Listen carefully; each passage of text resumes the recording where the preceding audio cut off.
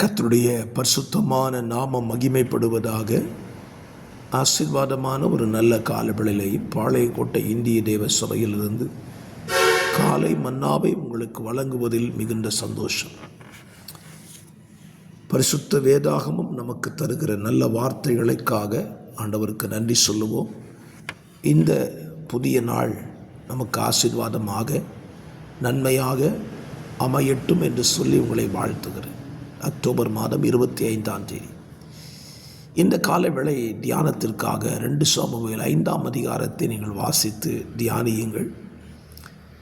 தாவீது ராஜாவினிடத்தில் காணப்பட்ட ஒரு நல்ல பண்பை குறித்து இந்த அதிகாரத்தில் உங்களோடு கூட பேச விரும்புகிறேன். தாவீது நம்முடைய ராஜ்யபாரத்தின் நாட்களிலே பாதி நாட்கள் யுத்தத்திற்காகவே அவன் செலவிட்டிருக்கிறான். அப்படி அவன் யுத்தத்தை செய்யும்போது அவனிடத்தில் காணப்பட்ட ஒரு நல்ல சுபாவம், யுத்தத்தை துவங்குவதற்கு முன்பது கர்த்தரிடத்தில் ஆலோசனை கேட்பது அவனுடைய வழக்கம். கர்த்தர் சொல்கிறபடி தான் அவன் யுத்தம் பண்ணுவான்.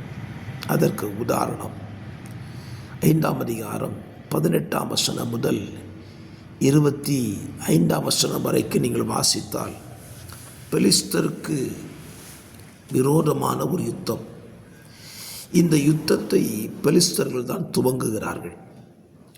துவங்கின உடனே தாவீது அவர்கள் யுத்தத்துக்கு வருகிறார்களே என்று சொல்லி இவன் யுத்தத்துக்கு போகவில்லை.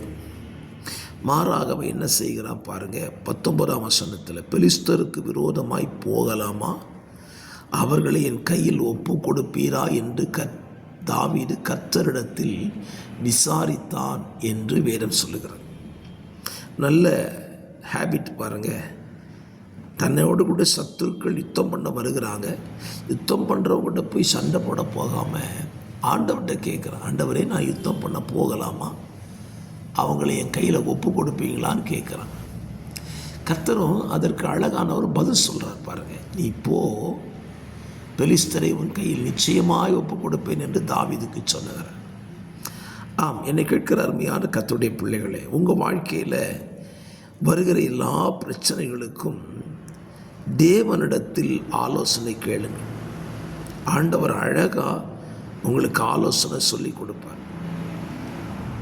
தாவீது கர்த்தர் முதல் தடவை யுத்தத்துக்கு போக சொல்லிட்டார். 2வது யுத்தத்துக்கு வர்றாங்க. உடனே தாவீது கர்த்தர் தான் ஏற்கனவே சொல்லிட்டார்ல, நம்ம யுத்தத்துக்கு போயிடுவோன்னு போகலை. மறுபடியும் கர்த்தர்கிட்ட போய் கேட்குறான். நம்ம ஆண்டவர் எப்பொழுதுமே ஒரே ஆலோசனை சொல்லுகிறவர் அல்ல. சமயத்திற்கும் காலத்துக்கும் தகுந்தபாடி நமக்கு ஆலோசனை கொடுக்கிற தேவன். நம்ம செய்கிற தவறு என்னென்னா, எல்லா காரியத்துக்கும் ஒரே முடிவை தான் கர்த்தர் சொல்லுவார் அப்படின்னு நினச்சிட்டு நாம் அதை செய்ய ஆரம்பிச்சிருந்தோம். அப்படியே இருக்கட்டுமே.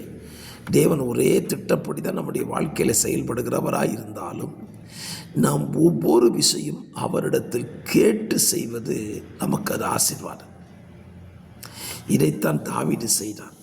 விளைவு என்ன? பெலிஸ்தர்கள் முற்றிலும் முறியடிக்கப்பட்டார்கள். முற்றிலும் முறியடிக்கப்பட்டார்கள். என்னை கேட்கிற அருமையான கர்த்தருடைய பிள்ளைகளே, இந்த காலவெளியில் சாந்தமான ஒரு நல்ல தியானத்தை உங்களுக்கு வைக்கிறேன். உங்கள் வாழ்க்கையில் வரக்கூடிய அத்தனை பிரச்சனைகளுக்கும் அது எத்தனை தடவை வந்தாலும் சரி, தேவனிடத்தில் கேளுங்கள். தேவனிடத்தில் நல்ல ஆலோசனையை கேட்டு அவர் சொல்கிறபடி அந்த நெருக்கங்களை, ஸ்தோத்திர போராட்டங்களை, வியாதிகளை கொண்டு வருகிற எல்லா காரியத்துக்கும் தேவனிடத்தில் தீர்வை பெற்றுக்கொள்ள எங்களுக்கு உதவி செய்யுங்கப்பா. நல்ல ஆலோசனை கர்த்தர் நீர் அல்லவா, நீரே உடைய பிள்ளைகளுக்கு நல்ல ஆலோசனை கொடுத்து இந்த நாளிலே இந்த வார்த்தையின்படி அவர்கள் வாழ, தேவனிடத்தில் ஆலோசனை கேட்டு பெற்றுக்கொள்ள அவர்களுக்கு நீங்கள் உதவி செய்யுங்க.